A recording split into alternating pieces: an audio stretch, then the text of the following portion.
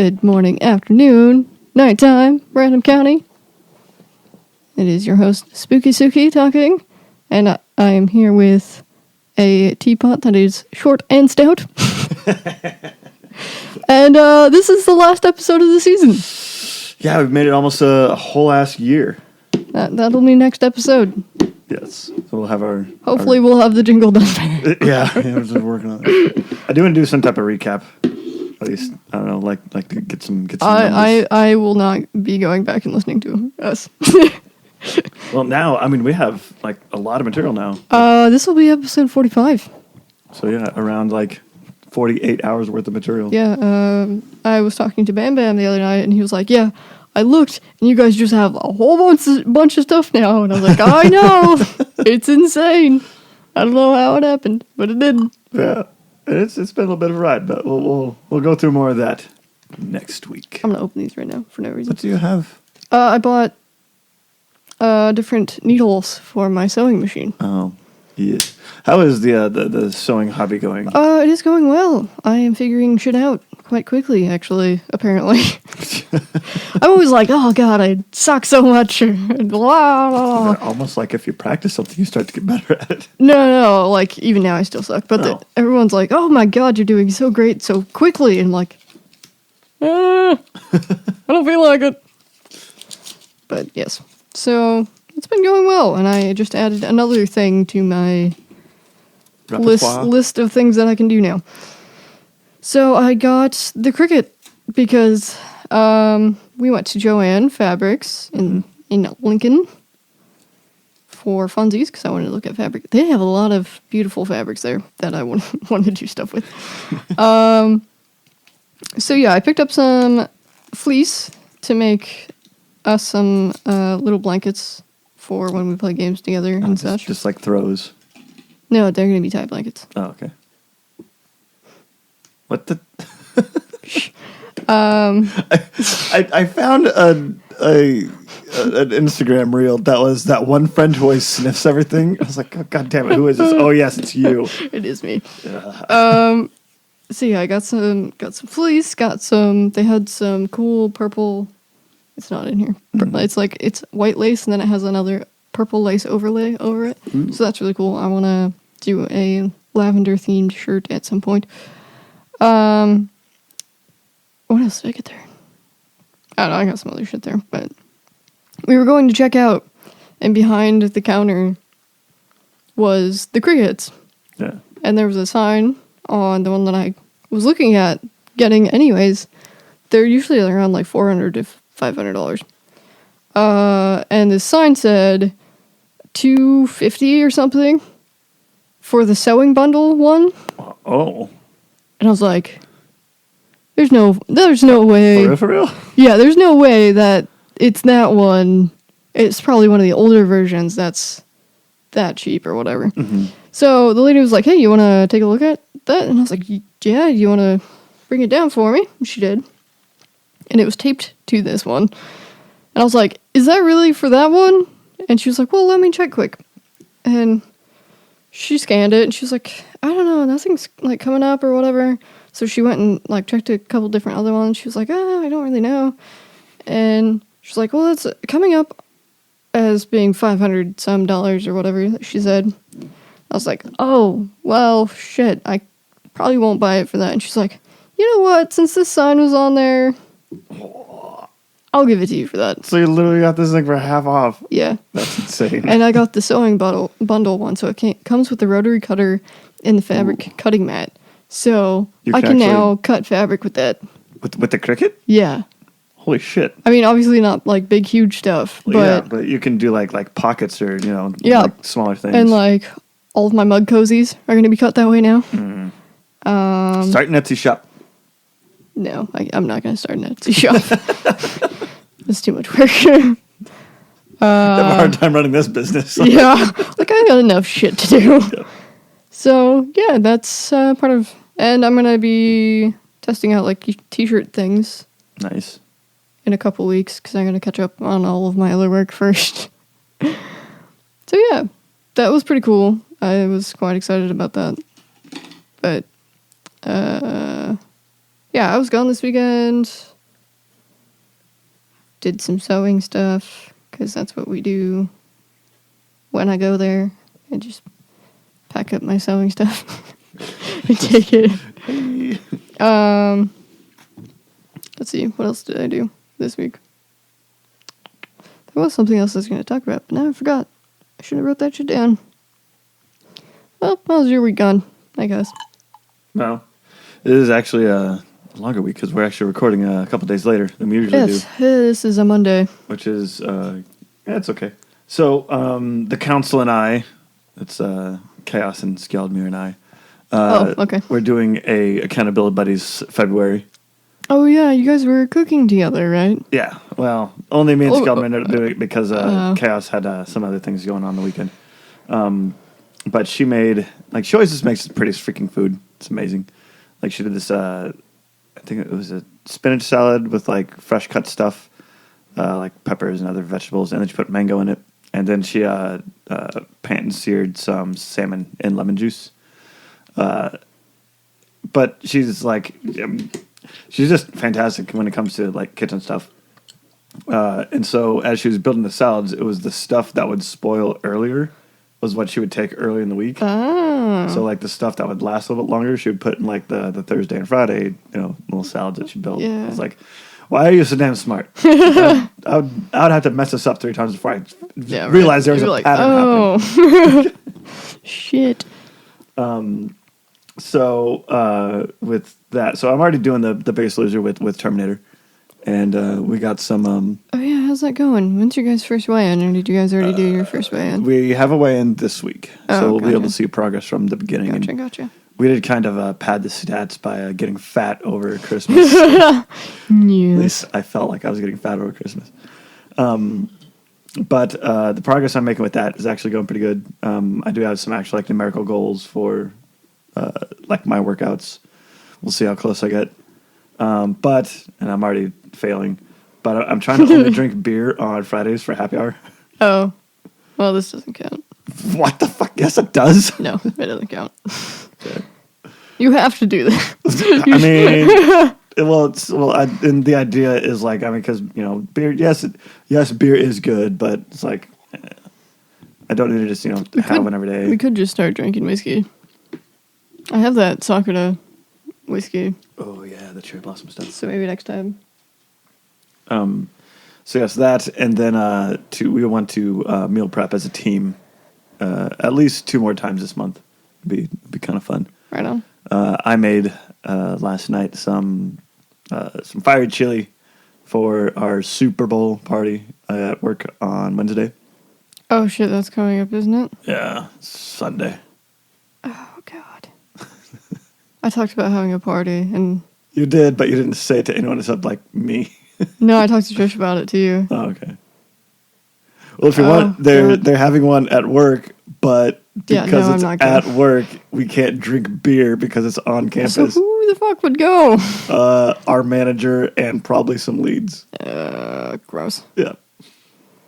No, I mean we could do it here. That's fine. We'll just have to run it by the man of the house. The planner.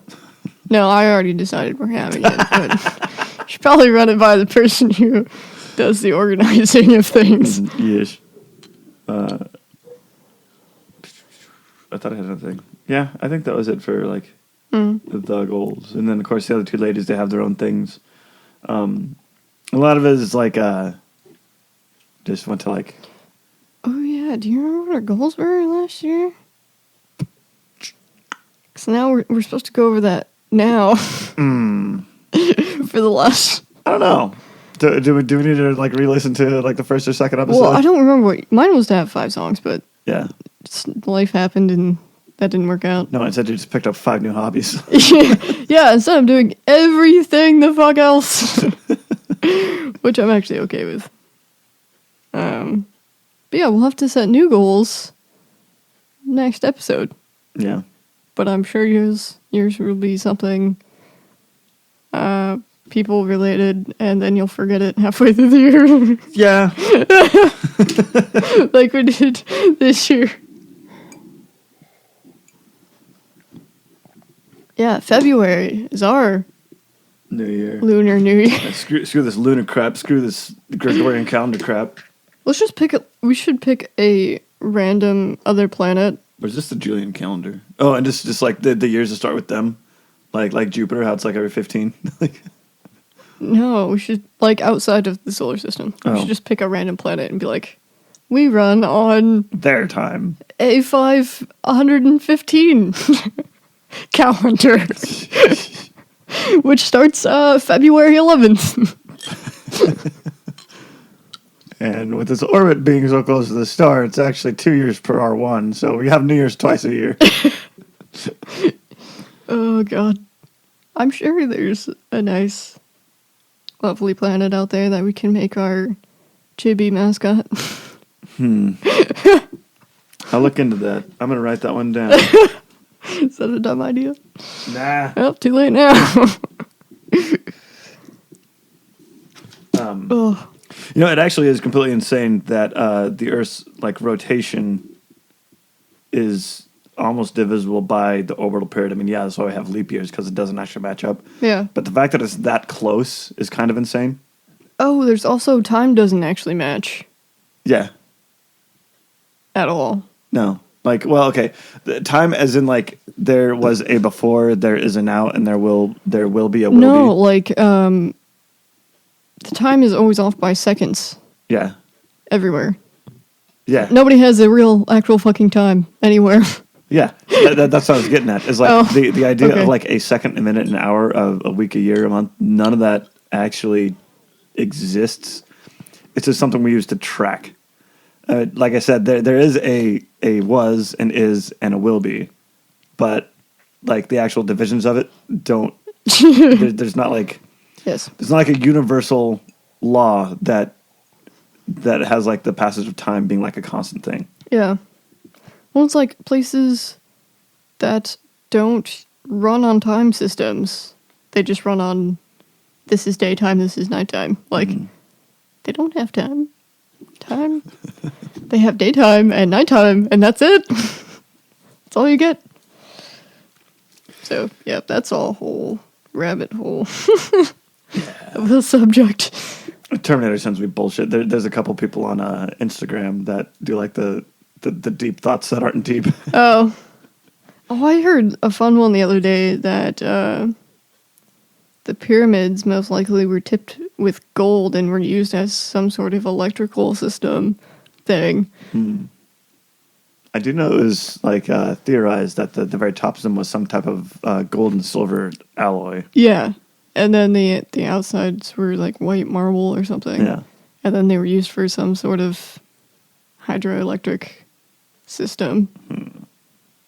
But obviously, there's no way to prove that because all of those people are dead now. So we'll never know. Bummer, dude. Speaking of Egypt, so Formula One had some of the livery reveals this week. Oh, why is that? It's Egypt. not. Oh my God, why are you like this?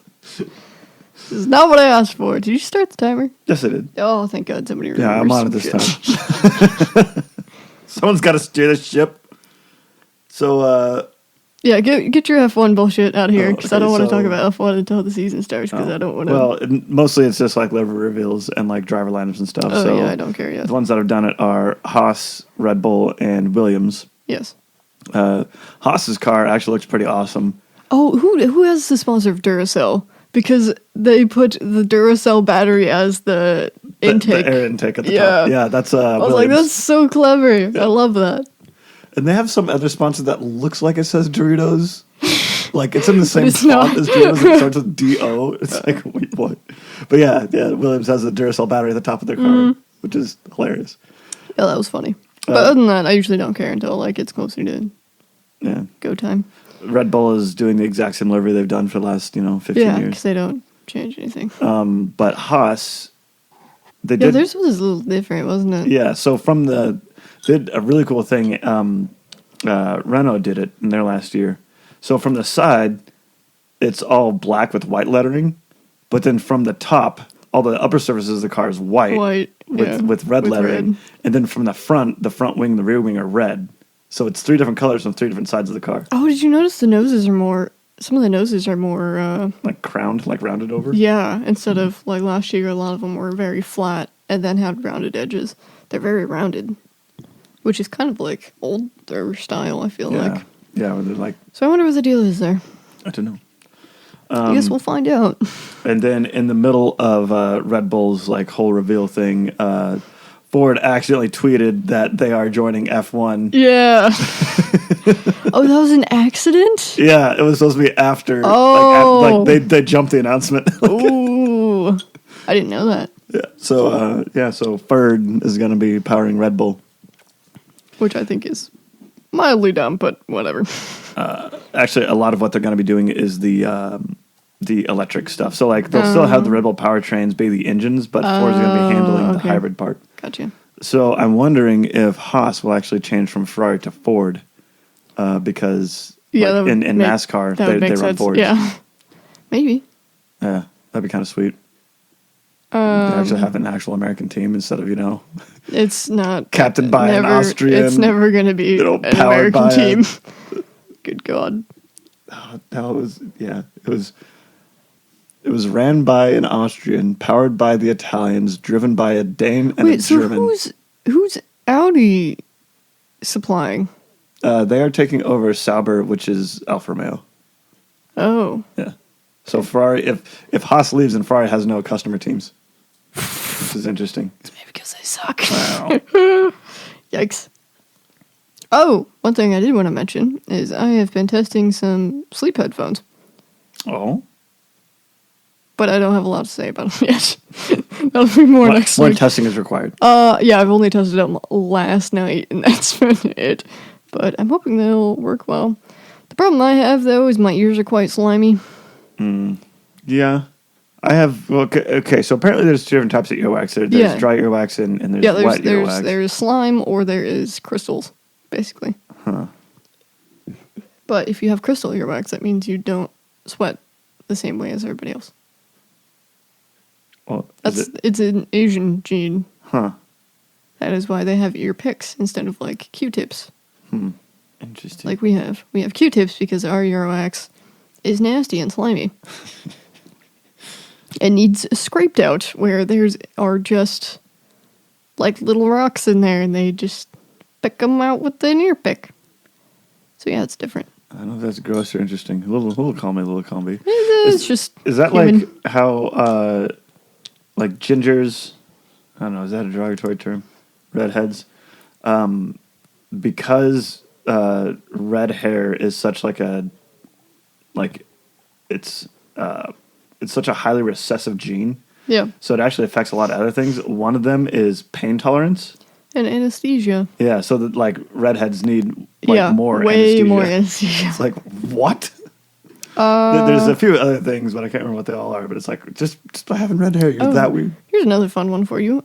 People with brown eyes actually just have blue eyes with a coating over them. And there is a surgery to remove that coating. Wow.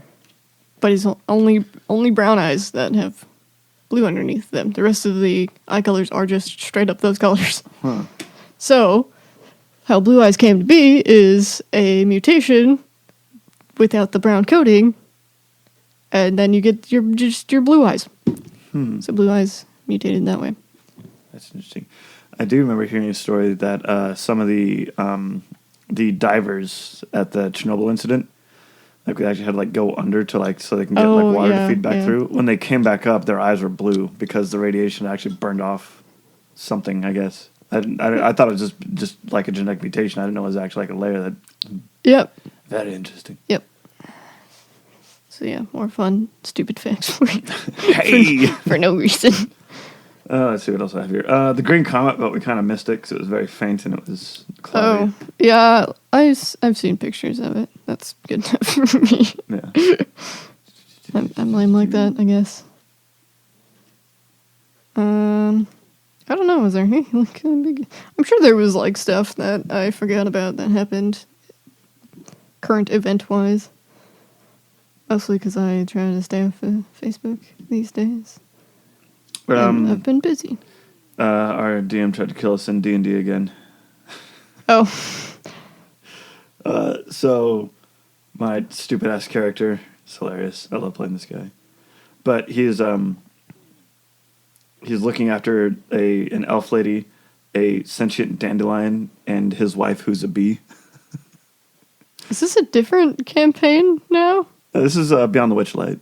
This isn't the vampire one anymore. You guys change? Well, when we completed one campaign, we started a new one. I didn't know you guys had completed that other one. No. It was one that you were part of. Yeah. Oh, this is the same one still? Yeah. It's just that we just collected just a bunch of NPCs along the way. Oh.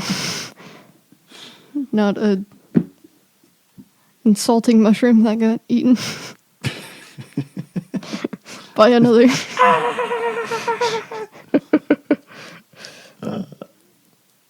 Yeah, so we had to fight a bunch of shadows of like people that we recognized, and the way that the shadows attacked us was they took away our strength. So like as we were fighting them, we just kept getting weaker and weaker, and we couldn't actually fight them anymore. And then this elf lady, whose name I do believe is Gleam. Is it Gleam or Glimmer? There's two of them and they're sisters. One's the sun, one's the moon. She has this Kamehameha moonwave thing that just destroyed everything. Ooh. She's basically a Sailor Scout, I think. Cool. That's what I want my next D&D character to be. Just a magic girl. Magic girl. Sailor Scout. I still haven't seen the newer Sailor Moon movies either. One of the fashion designers is making a Sailor Moon collection. It's Jimmy Choo? I think it's Choo. I don't know. Anyway, it's probably going to be too expensive for me, especially with all the bullshit that I've bought. At that point, you just make it yourself. I can't make shoes. Well, you can just, well, they all have different shoes. Like, Mercury has like ballet flats, and Mars has the red pumps. Mercury has boots. Oh. Mars has just the regular pumps. Like Jupiter has the military combat boots like that. Jupiter has like Victorian style boots. I thought they're calf height and they lace all the way up. No. It is the old one. They're like they're like ankle. And then they have a heel. They're Victorian style boots. And then Venus has pumps with the strap. Yeah. Basically. I'm trying to think. There has to be some type of class in D&D that allows you to have like the transformation.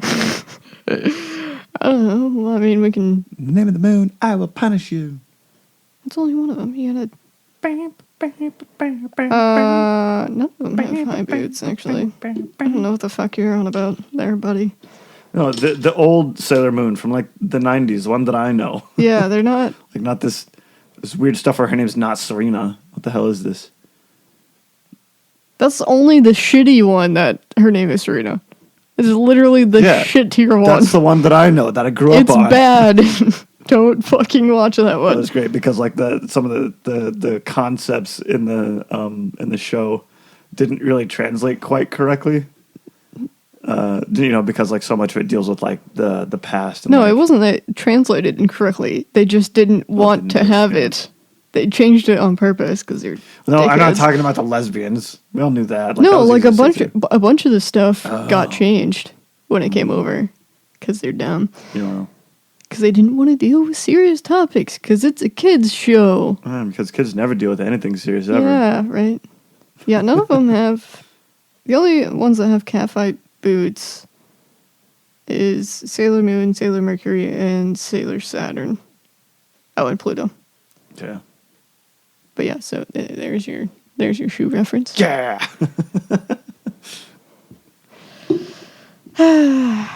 But yeah, I don't know. It'd be cool to have stuff like that. Maybe someday I'll make my own Sailor uniform.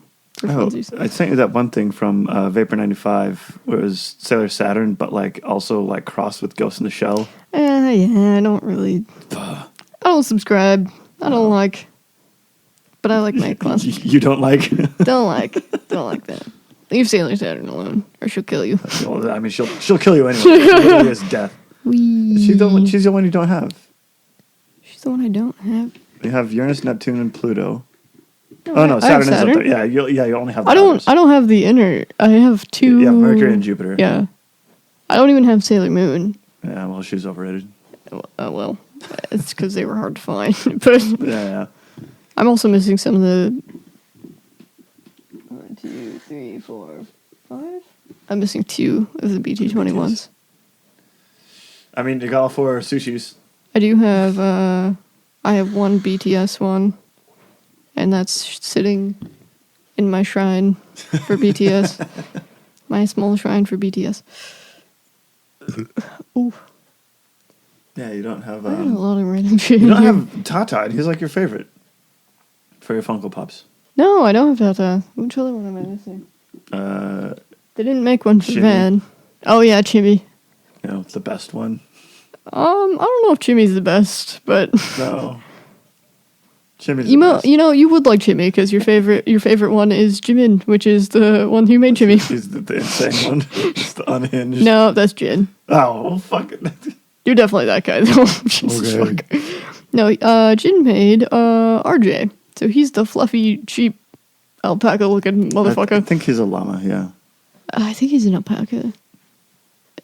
There's not much of a difference, to be honest. Well, But I mean, no, in real life there is. Like, if you're drawing a Yeah, cartoon version, yeah. they still look the same. Yeah, but, they like, still look- alpacas are huge. yeah. And then I have the Mulan Funko with a horse. I think that's all the Funko Pops that I have. I think technically Pusheen and Bulbasaur. Oh yeah, I forgot. They're enormous. Yeah, they're like the double XL. Yes, they're quite large. Huge. Anywho, What else do I have in here? Oh, yeah. If you were to order a brand new Toyota Tundra TRD Pro through the website, oh my God, stop. The starting price for it is $69,420 because someone thinks they're hilarious at Toyota. I hope they get a promotion and they retire wealthy. That is awful that you noticed. I that. stumbled across it. I didn't go out looking for it. I mean, like, it wasn't... I know good old Elon did that a few years ago with the Model S. And it's like, hey, look at what I can do. It's like, I get it that, like, you don't understand that there are people that exist. But just shut up. He's just not a good guy in my book, I guess. Anywho, what you drinking there, buddy? A stolen beer. Yes, a stolen beer. It's a Third Stone brown ale from Empyrean, which is a Nebraska brewery based out of Lincoln, in the restaurant Laszlo's. A certain relation of mine was actually the head hostess there for a while. But I still don't like any of their beer. And, well, yeah, because I knew someone that used to work there. I drank a lot of their beer, and I still have yet to find one that I was like, this one, yeah. I mean, this one ain't bad, but it's kind of hard to fuck up a stout or a brown ale. I'm a pretty good infusion fan, but I didn't really like the strawberries and cream. Oh, really? Because it has an IPA taste to it to me for some reason. So next time we go and they have it, I'll have you try it. Because, yeah, like, I don't know. It's just like, it's fine at first, but it has a weird aftertaste of IPA, and I don't like that. Don't like it. So, yeah. I've been trying to get more Glacial Till ciders, because they apparently make, like, good-ass flavors all the time. We just never get them around here. Yeah. It sucks. Are they... They're in Ashland. Yeah, I was going to say, I thought they were, like, around Omaha. Is Ashland around? Huh? Yeah. Is it? Yeah. It's in between Lincoln and Gretna. Yeah. I wouldn't know. Yeah, Ashland. I think that's where the Lenoma lighthouse is. What? The Lenoma Lighthouse.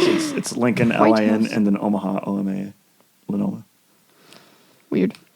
One of these times we should go to the Air and Space Museum. Oh, that place is bomb. Yeah. I like hugging airplanes for no reason. Hugging? Yep. Just Okay. go up, hug them, Okay. hug their wings. They won't do anything about it. I am drinking some Japanese soda. Japanese soda for no reason. What sniff is that one? Strawberry. Strawberry. And then I'm kind of still drinking some ginger tea, because ginger tea is life. Is that one not caffeinated? What? Is ginger tea not caffeinated? No. Why would it be caffeinated? I don't know. It's just ginger, man. Well, I thought you also said tea. Like, yes. You can make tea out of any plant, probably. so tea is literally just leaf juice. Yeah, just like coffee is bean juice. And beer is... No, it's bean water. Beer is also... Hot bean water. Bean tea... Or, no. Oh, beer is... It's bread water. Beer is tea. No, because you have to like mill the grain and like do all that crap No, with it. beer is tea. Changed my mind. And there's more than one ingredient. Okay. There can be more one ingredient in tea. You shit. What do you think tea blends are? You think they're just tea leaves? I don't know all your rules. Ah! Anyway. I'm going to stretch my legs out because they hurt. Well, as is tradition, our ad space. We yes. We don't have anyone. We have t-shirts and stickers and Pins. I can make you just about anything now. So if you want something made, let me know, I guess. Because I just make things now. It's actually what I put on my webpage. So it's like, I don't want to just put graphic designer. So I just put creator. Yeah. There's a whole like corner of YouTube that they call themselves makers. So the people that like 3D print, do woodworking. I think maker would work too. Yeah. It's like, people that make 3D things as opposed to like, like an artist that paints or does digital painting. Oh, that reminds me. I think I'm going to, on my website, I'm going to change this. I'm going to add a section for maid services, and I'm going to put cleaning or tidying courses. So I could do cleaning, or we could do tidying sessions. So I think I'm going to start offering that on my website as well. Okay. But I got a bunch of other fish to fry first. I gotta get some designing done and shit. Yes. Anyway, to the topic. Well, actually, there's one little other piece of thing that happened this week, and that was the last Boeing 747 was delivered. And on its way out of Washington, its flight path drew a 747 and then a crown on top of it. Nice. Because that will come into play later. Yeah. With Pan Am. Yep, the rise and fall of Pan America Airlines. So, they were once the largest international airline in the U.S. In 1970 alone, it carried 11 million passengers to 86 countries, and it was a pioneer of multiple features of modern air travel. But after 60 years, Pan Am went bust. So, what happened? Oh, just close the book. We're done. All right, podcast over. See you next time. Bye. So, let's go all the way back to the start. 27. Pan America Airways was founded by two Air Force majors. It was a small airmail service between Key West, Florida, and Havana, Cuba in 1927. Flying boats. Flying boats? Yeah, they're all seaplanes. Oh, yeah, okay. Yeah, I was kind of... It was the first U.S. international flight. You know what also happened in 1927? Your mom? Fucking Prohibition? Yes! We're getting there. Shut the fuck up. Within a year, Pan Am introduced its first passenger flights to Havana. Partnered with Bacardi, Pan Am ran an ad service encouraging Americans to fly away from prohibition You can't drink and beer. go drink in Cuba. Which is hilarious. By the 1930s, routes were going through most of Central and South America. Crucially, they used a fleet of seaplanes to land at destinations that did not have proper runways. So that there's some clever things that happened with that. So because they were both governed by air and sea, but again, this is in 1927. Yeah, They didn't quite have air all the traffic rules. control didn't exist yet because Pan Am hadn't invented it. Mm-hmm. So they were governed more by the Coast Guard and the Navy.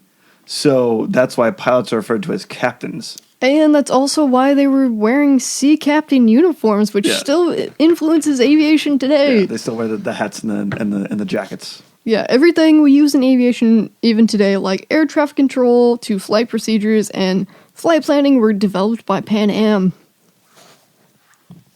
Yeah, because this was before like government regulations even existed. Yep. Like all of Pan Am's first pilots were all basically like fighter pilots from World War II and the Korean War. Yeah, they were all Air Force people. By 1958, Pan Am offered regular flights to every continent besides Antarctica. Why not Antarctica? Ain't nothing down there. Nobody would want to go there. But you can go drink in Antarctica. Get the advertising people on that. Pan Am's modern fleet of pressurized aircraft could smoothly fly above turbulent weather. So it was like a nice experience. Yeah. And the cabins were super classy and comfortable and luxurious. On October 26, 1958, Pan Am becomes the first American airline to fly a Boeing 707 jet aircraft from New York to Paris in 8 hours, which at that time was absolutely insane. Yeah, the fact that you could like wake up in the morning, hop on a plane, and then be in Europe that evening. Yeah. Like that was this thing that just did not exist until then. These powerful jets could fly no-stop long distances for daily flights. So you could fly back and forth every day if you wanted to. This is also around the time that economy class was introduced, opening air travel to tourists. Well, part of it was still slightly expensive. Yeah, so people would actually just like hang out at airports just to see famous people. Like that was actually a thing. Well, yeah, I'm sure there was like no bullshit security. Well, yeah, because TSA wouldn't be invented for another 50 years. No, 60, 70 years. Yep. In 1970, they carried 11 million people over 20 billion miles. That is a shit ton. Yes. Thinking that air travel would continue to grow, Pan Am invested $500 million into Boeing 747 jets.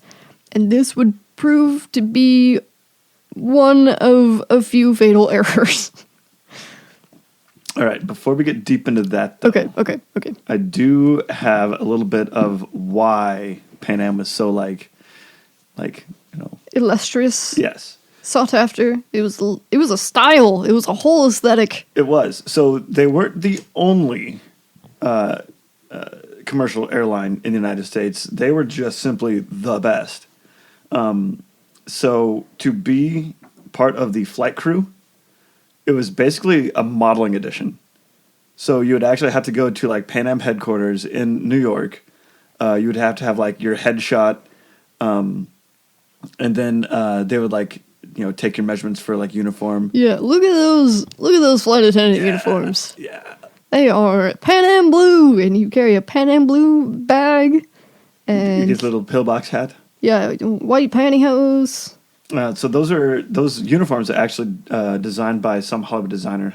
I didn't take notes on that one, but I do know that it was actually like a clothing designer like from Hollywood to make them look really cool. They also had beige uniforms. You don't see that as often, do you? No. What do you think of Pan Am? The sky blue. Yeah. But these ladies that worked for Pan Am were actually very, very classy. You actually had to be like very well educated because Pan Am didn't actually have any domestic flights at all at the time. So all of their flights went to foreign countries. So all these flight attendants had to be bilingual, if not multilingual. So not only were they actually had to be pretty. Like there was actually like a modeling like beauty standard they had to be. Which actually still happens in some airlines around the world today. I would imagine like Virgin Airlines would do something like that. No, actually. Not really. It's more like Emirates and the third world ones. One of the Asian ones does it too. Korea Air. No, it's not Korea Air. It's one of the Chinese ones. Oh, I don't know those. But yeah, your bun has to be a certain size. Your makeup has to be done a certain way. Your hair has to be done a certain way. It's pretty strenuous. For these flight attendants, there was a certain lipstick shade they had to wear, and you actually had to like apply and like put in a formal request before you would be able to change it. Oof. Their uniforms, they had like it was a, what do they call it? A panty girdle. So basically, from like underbust to your knees, it was like a piece of spandex that like kept everything. Pantyhose type. Yeah. And they said like every morning, like before their shifts, they would have one of the like the lady managers come and actually inspect them to make sure that they were on correctly and tight enough. You gotta have your white gloves yes. and your black shoes. Yeah, black pointed heels. And this was back when they actually cooked all the food on the planes. So these ladies worked actually a lot of different jobs. Yeah. Not only did they have to like not like care for the plane, but like they were housekeepers for the inside of the plane. They had to greet and attend guests. They cooked and served food. They were actually they did drill for emergency situations such as a woman going to labor. Oh, so like they actually had to be able to take care of everything. So these ladies were actually like the face of Pan Am. And not only just like for the company, but also because Pan Am was the largest abroad airline, they were pretty much the face of America, and that's how they were trained. That's what they were told every day. And you know, there's these ladies actually did amazing stuff. Pan Am was also known for their luxurious cabins. Like the food they would serve wasn't this microwave bullshit we get now from United. They would actually serve like caviar and shrimp cocktails. Yeah, and the seats are enormous. Yeah, and like compared to velvet. These days. Yeah, I think that's a first class, but still. Yeah, probably.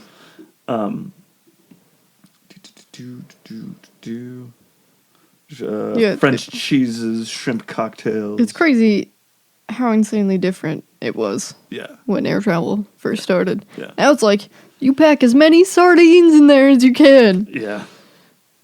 Which is crazy.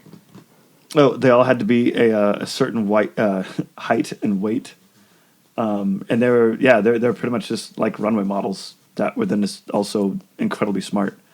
And they would fly the world, as a job. So they would just be in Rome one day, and then they would be in Istanbul, and then they'd be in London. Here's another inside cabin. Ooh.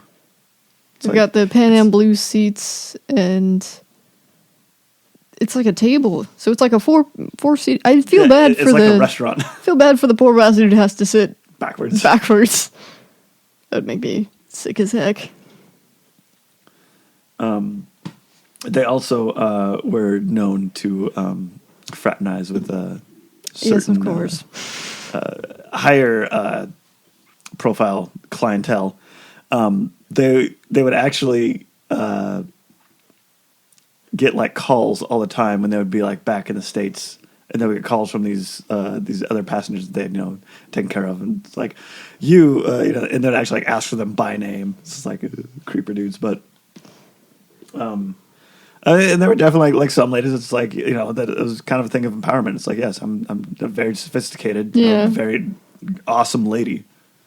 The pilots, on the other hand, weren't always the same way.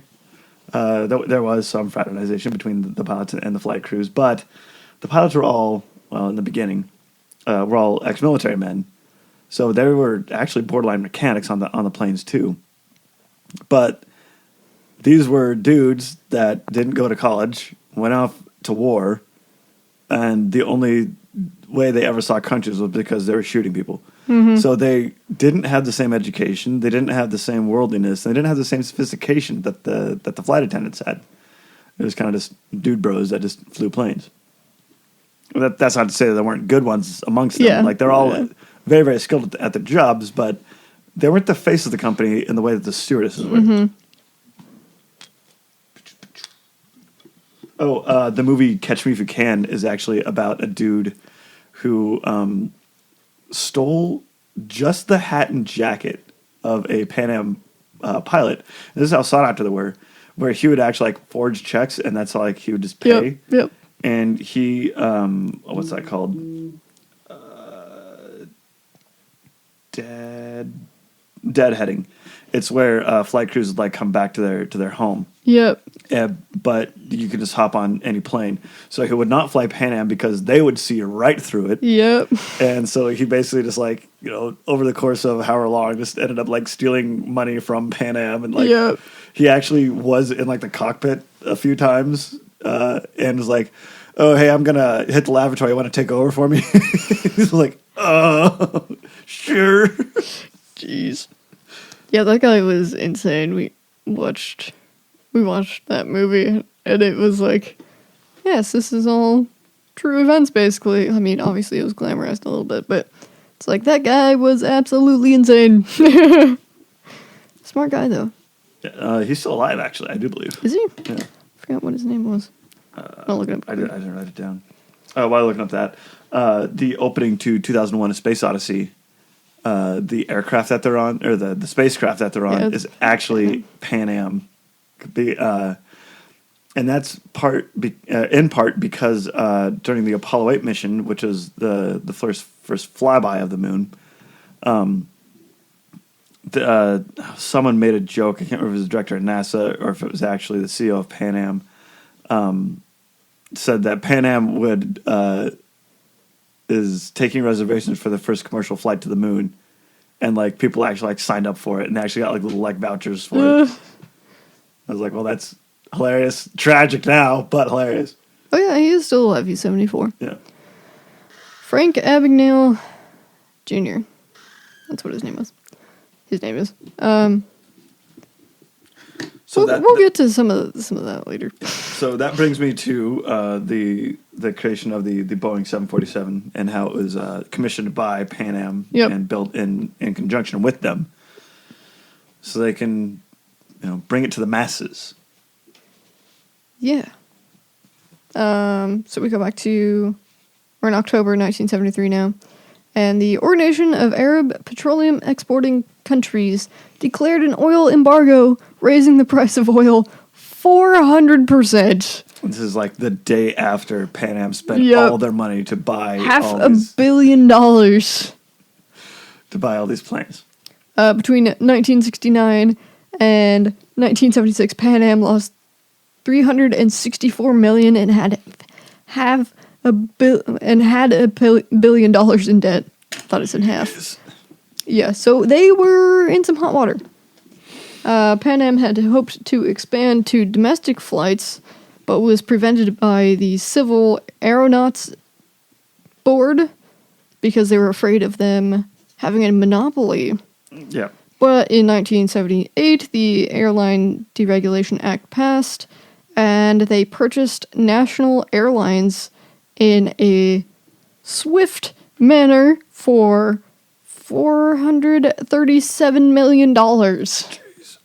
Well, the Airline Deregulation Act was kind of interesting because before then, basically the government owned and ran all airlines. Like there was no competitive pricing. Like a plane ticket everywhere was the same price. Yep. And this is also before things like obviously the TSA, but even like air traffic control. Like that was a Pan Am invention because they needed to figure out how to manage all these planes in the air. Yeah. And so this is kind of a weird like handoff to where like the government didn't now. It wasn't in charge of running the airlines. Yep. So within a year after they bought National Airlines, Pan Am lost $18.9 million, even after selling the iconic Manhattan building for $400 million. Does that building still exist? Or did they tear it down? You know what? I'm going to look it up, because I don't know. Because, I'm sure if you Google search it, you'd recognize what it looks like. It's kind of a big, wide, brown building with Pan Am at the top, all in gold. I can't imagine why. Oh, it is now the MetLife building. Oh. Huh. The world's largest commercial office space. Is this the same building?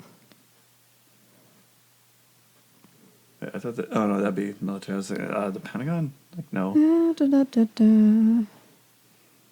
It's. It doesn't say that this was the Pan Am building, though. This is weird.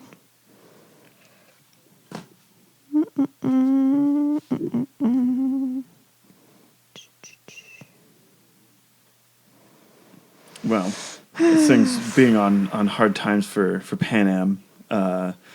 They ended up having to sell a lot of assets, and also they had a CEO change. So the company has a different identity. So they sold their HQ. There was actually a whole hotel chain that was Pan Am branded. Yep, it was the Pan Am building. Okay. You need to get confirmation? Yes. And then they also sold their Pacific branch to United.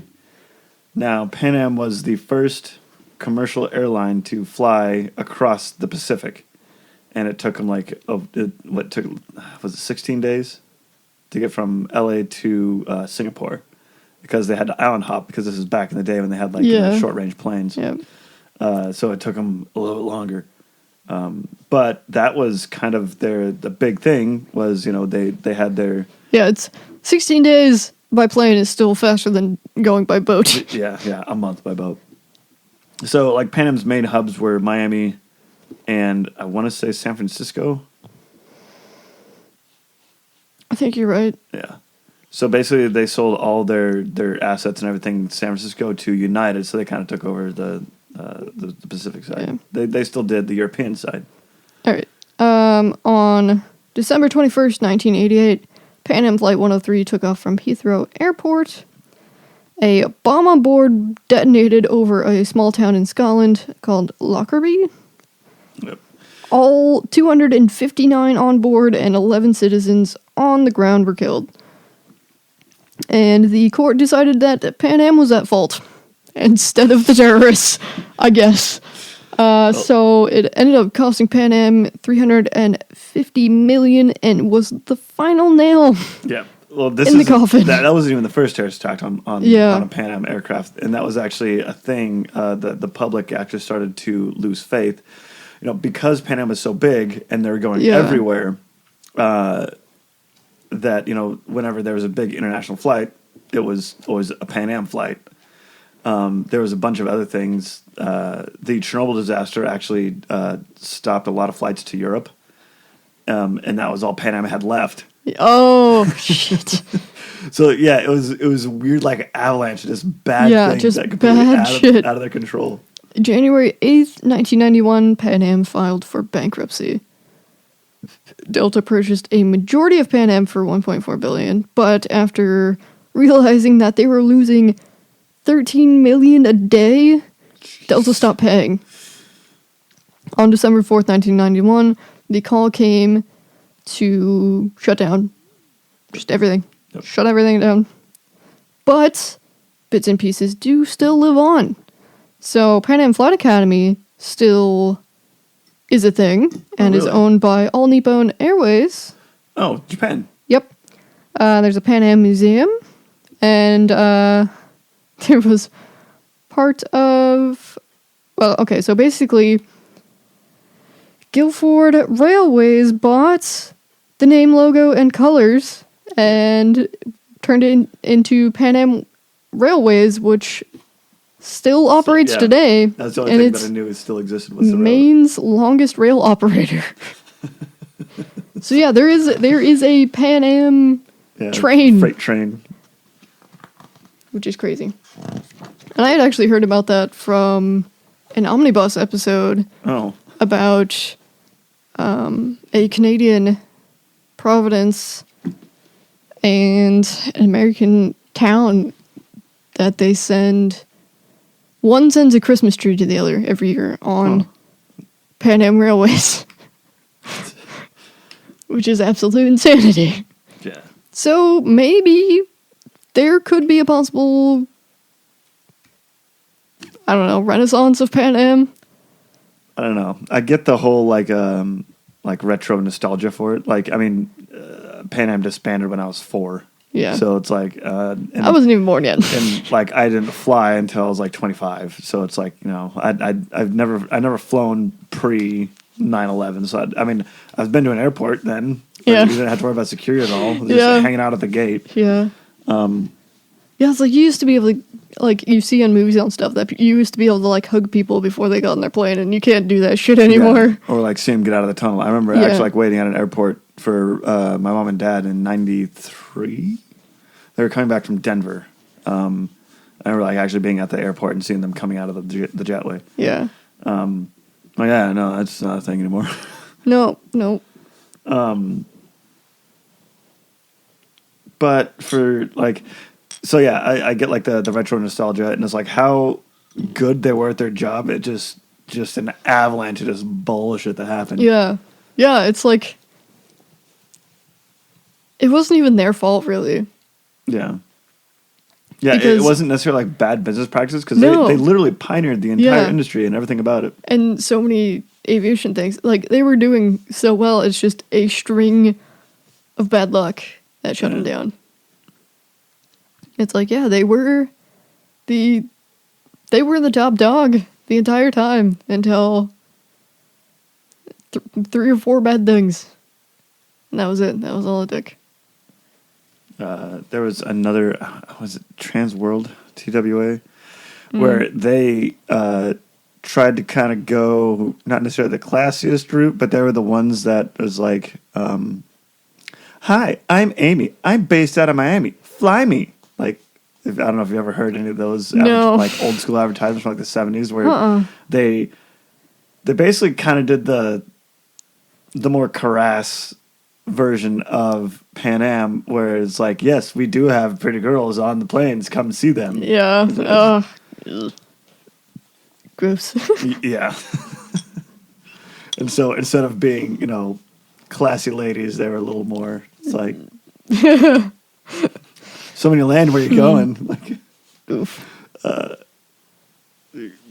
But I mean, the whole glitz and glamour and like Hollywood, like celebrity part of Pan Am was a huge thing too. Like they had famous the Beatles when they came over was on a Pan Am flight. Yeah. Like, and I'm sure some of it was like romanticized. Well, of course. Well, especially now. Yeah. Because it's like, how many of those poor ladies got harassed all the time and stuff like that? Actually, I did watch a documentary, and that's why I got all the information about the stewardesses. It was actually them. They interviewed these people that used to work for them. It's like, yeah, there were some of them that's like, I didn't like working with that pilot. No. I mean, but they're all like, they're working the airline in like the 60s and 70s, so they're all like, like 80 now. But they're still like, they're still very, very classy ladies. Like, well, I'm sure some of that stuff still happens today. Well, yeah. But I'm sure it's not nearly as bad as what it was. But yeah, that's a type of fashion that I like too, is the flight attendant uniforms. Yeah. Because I think that's pretty neat how they kind of evolved and how some of them are still kind of keep some of the same nostalgic keys to them, but are modernized versions. I think that's really cool. Like, I do know Southwest, they do have like the nautical tops with the ascot ties that they all wear. Yeah, and a lot of them still do like the pencil skirts and blazers type setup. So I think that's really cool. That a lot of those things are still like little items from the past, even like the captain's uniforms and stuff like that. Well, and, like a lot of stuff was almost like in the beginning it was a joke. Yeah, and now it's like, this is just the way it is all the time. It's like, bong, this is your captain speaking. It's like, we're not in a boat, buddy. You're a pilot. Like, I mean, it's kind of fun hearing from the pilot, though. No, it is. It is. And that was kind of part of the game. Was like, it was a fun experience. It was like, we go on an airplane. I mean, to an extent, it still is today. Like, I love flying. It's like you're hurling through the sky at 700 miles per hour in a metal tube. Staying up by witchcraft. Yeah. I mean, like I spent quite a bit of time in DIA. I mean, I know there's definitely people who have spent more, but I used to know this wine bar in Terminal B that we always hang out with, because that was the Southwest Terminal. And like we actually flew there, like we flew out of that terminal like 3 times that year, and like the same lady was working the whole time. Oh my god, So it just worked out. It's like it's funny. we get wine and we get a cheese board in between waiting on the flight. Yeah, I guess I don't have a favorite airport so far. How many have you been to? A few. I've been to Eppley, been to Vegas a couple times. Never hung out in the Vegas airport. I couldn't even tell you what any of these places look like, to be honest, because I'm always being rushed by someone. Yeah. Actually, yeah, the only airport that I think I ever just like sat and hung out in is Omaha and DIA. Like my mom likes to arrive like 2 hours early. Oh, yeah. To sit by the gate and won't let you leave. It's the dumbest shit. So at least like Omaha, like all the gates are in one. Yeah, it's like so, and then the bars in the middle. Yeah, you're all. So I've been Eppley a few times. Actually, I left my phone in the men's room in the terminal in Eppley, and I was still married at the time. And my wife gets a call from me, and she's like, "What?" I was like, and I'm looking for my phone, just thinking I just butt dialed her, and she answers it, and it's a security guard. Because she was the last person that I called, so this, this recalled. This person's phone. That's funny. And I was like, I haven't even got my drink yet. I've been to Salt Lakes once, and we were there for maybe 5 minutes. Yeah. It was just absolutely dead sprinting across to get to our layover plane. 'Cause our plane got there late, and we were like, oh, fuck, shit. Yeah. I think I've been to Denver once. I think I've only been to Salt Lake like in the middle of the night, like the way early morning, so I don't remember that much. Is it Kanahalui in Maui? That one's awesome because it's just like it's built like a beach house because everything's so low there. Oh yeah. Like it's not like like DIA where everything's like huge and it's like multi-level. It's like no, it's basically just kind of park is on this house. Like, it's so small. It's awesome. I've been to Austin's airport, but I can't remember it. Yeah. Again, it was always early morning and late night. I was only there for one trip. I'm pretty sure we had a layover when we went to the Bahamas. Somewhere. To Cancun. But I am most excited to go to the Tokyo airport. No, we need to go to Osaka so we can go to we can land at Kansai. Well, okay, I had a freaking plan for this, but we never got to go. We were going to fly into one airport. I think it was Hanada. God damn it, where's the thing? Also, San Francisco. We stopped at San Francisco on the way to Hawaii, and that. I think we're gonna have to stop in San Francisco when we go. Yeah. But the terminal we were in, we were there for like an hour, and it just looked like a giant mall. Like it didn't look like an airport at all. Like there's like a bunch of seating around the edges, but like everything, it just looks like just a shitty mall. Why not? Why can I not suddenly remember where the airport is? Kansai. I've looked at this thing a million times. Yokohama. No, it's Hanada. What? Tokyo International Airport. It's Oh. Hanada. Haneda? No, Kansai's one that's like it's a floating island. I'm pretty sure it's in Osaka Bay. Well, okay, we're gonna go from Tokyo. And we're definitely gonna go to Kyoto. Yeah, you take. And then we'll go take the high-speed train there to Osaka, and probably leave from there. I'm guessing because isn't Shinkansen just mean like Tokyo fast train? I thought it actually it's like the actual Shinkansen is only like one connection. Like there's a bunch of high-speed rail in Japan. That's a topic for another day. We should have that as a completely separate topic because that's some crazy shit too. I'll add that to the list. Okay. There was another one you said add to the list, but I don't know. It was the fashion one that you. Oh yeah, I was just sending that for fun, not for an actual thing. I mean, we'll get to it. What? Do we have? Oh yeah. Yeah. I know. We're Okay, cool. We're good to wrap up. Yeah, so this is kind of a sad story, just because I don't know. I think maybe someday, maybe we'll be old as fuck, but I think someday maybe they'll come back. Because the name, the branding, and the colors are still out there. Yeah. They can be bought back again. Because now people are choosing smaller, more efficient planes rather than the big boys. So I think someday maybe they can come back. That's why I like the big Airbus, the big bastard. They're not gonna make them anymore. Oh, because you only need a few of them. It's like you can't switch your whole fleet to being those. People would rather take nonstop flights, and that's just the simple matter of it. They don't want to take the big planes that can pick more people up along the way.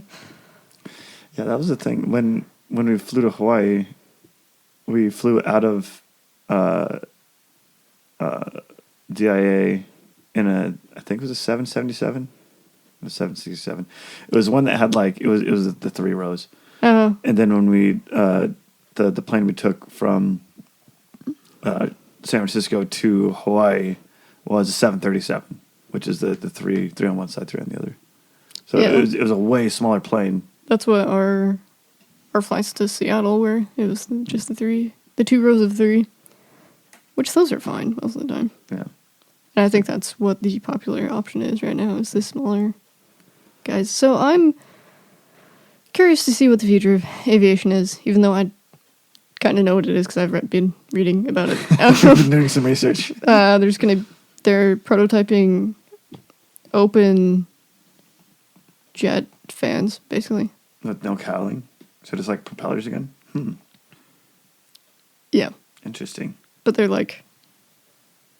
only problem with those is they make a lot of noise, and that's what they're having issues with right now. Yeah. But they're way more efficient. Yeah. And stuff. Yeah, more aviation shit for another day, maybe. Yeah. I'll put that in there too. I'll make a couple of notes. The future of aviation. That'd be kind of cool. Oh, I need my phone. We will have to do the spins. I will crank it all the way up at this time again. Hopefully you guys can hear it. So we've gotten complaints. Not really complaints, I guess. Get your shit together, Spooky. All right, here we go.